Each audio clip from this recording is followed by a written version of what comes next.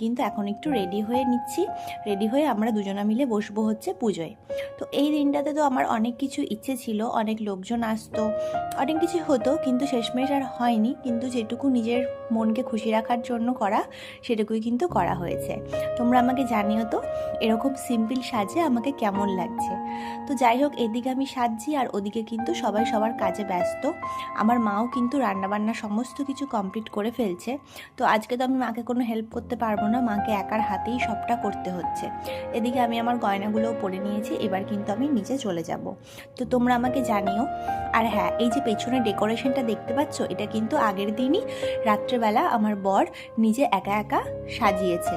যেটুকু পেরেছে আমার ভালো লাগার জন্য, মন খুশি করার জন্য সাজিয়েছে। তোমরা বললো কেমন হয়েছে। তারপরে দেখো, এখানে আমাদের একটা নিয়ম আছে যে কলার বড়া দিতে হয় এই দিনকে। তো আমার মায়ের মোটামুটি রান্নাবান্নার মাঝখানে কলার বড়াটাও রেঁধে নিচ্ছে। এখানে